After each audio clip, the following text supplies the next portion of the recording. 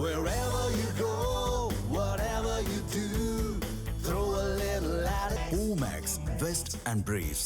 தூத்துக்குடியில் பள்ளி மாணவி பாலியல் வன்கொடுமை செய்யப்பட்டு கொலை செய்யப்பட்ட சம்பவத்தில் 6வது நாளாக உடலை வாங்க மறுத்து உறவினர்கள் போராட்டம் நடத்தி வரும் நிலையில் சந்தேகத்தின் அடிப்படையில் ஒருவரிடம் விசாரணை நடைபெற்று வருகிறது. இது தொடர்பான கூடுதல் தகவல்களை செய்தியாளர் மோகன் வழங்க கேட்கலாம்.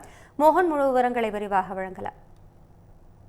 அபிராமி, தூத்துக்குடி மாவட்டம் விளாத்திகுளம் அருகே வேடநத்தம் கிராமத்தைச் சேர்ந்த 12ஆம் வகுப்பு படிக்கும் மாணவி கடந்த 10ஆம் தேதி திடீரென மாயமானார். மறுநாள் அதே காட்டுப்பகுதியில் ஆடைகள் கலைந்த நிலையில் அவர் கொலை செய்யப்பட்டு சரளமாக கிடந்தார்.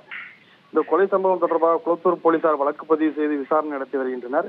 கொலையாளிகளை விரைந்து கைது செய்ய வலியுறுத்தி மாணவியின் உறவினர்கள் மற்றும் கிராம மக்கள் மற்றும் பல்வேறு அரசியல் கட்சியினர் போராட்டத்தில் ஈடுபட்டு வருகின்றனர். மேலும் குற்றவாளிகளை விரைந்து கைது செய்ய வலியுறுத்தி மாவட்ட ஆட்சியரிடம் கோரிக்கை வைத்து அன்றைய தினம் அந்த மாணவி இறந்த மறுநாள் தினம் குறுக்குச்சாலை தேசிய நெடுஞ்சாலையில் மாபெரும் சாலை மறியல் போராட்டத்தில் ஈடுபட்டு மாவட்ட ஆட்சியரின் பேச்சுவார்த்தையில் உடன்பாடு எட்டப்படுத்தியது போராட்டம் கைவிடப்பட்டது. இந்நிலையில் கொலை நடைபெற்றும் கடந்த 6 நாட்களை கடந்தும் இதுவரை குற்றவாளிகள் கைது செய்யப்படாததால் போலீசார் மீது மாணவி குடும்பத்தினர் மற்றும் கிராம மக்கள் அதிர்ச்சி அடைந்துள்ளனர். மேலும் இந்த வழக்கு விசாரணை தொடர்பாக சட்டம் ஒழுங்கு ஏடிஜிபி மகேஸ்வர் தயாள் தூத்துக்குடி மாவட்டத்தில் முகாமிட்டு கண்காணித்து வருகிறார். ஏற்கனவே கொலையாளிகள் எந்தவித தகவலும் கிடைக்காத நிலையில் தகவல் கிடைக்காத நீடித்து வருவதால் போலீசார் திணறி வருகின்றனர். மாணவி கொலை தொடர்பாக 10 தனிப்படைகள் அமைக்கப்பட்டு 20க்கும் மேற்பட்டவர்களிடம் விசாரணை நடத்தப்பட்டுள்ள நிலையில் முதலில் கிராம மக்களை ஒத்துழைப்பு தர மறுத்தனர். தற்போது ஒவ்வொரு வீடாக போலீசார் அந்த விசாரணை நடத்தி வருகின்றனர்.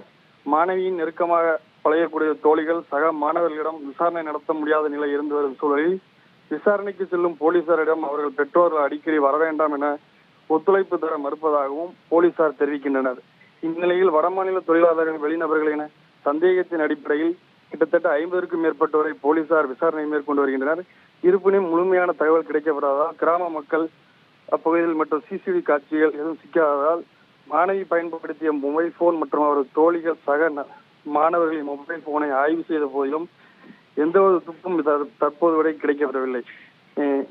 சந்தேகத்தின் தற்போது இந்த அடிப்படையில் சந்தேகத்தின் பேரில் 40 மதிக்கத்தக்க ஒருவர் சிக்கியுள்ளதாகவும் இருப்பினும் சம்பவம் நடந்த காட்டுப்பகுதியில் அவர் இருந்ததற்கான எந்தவித ஆதாரம் இல்லாத சூழலில் அவரை போலீஸ் நிலையத்தில் கொண்டுள்ளனர்.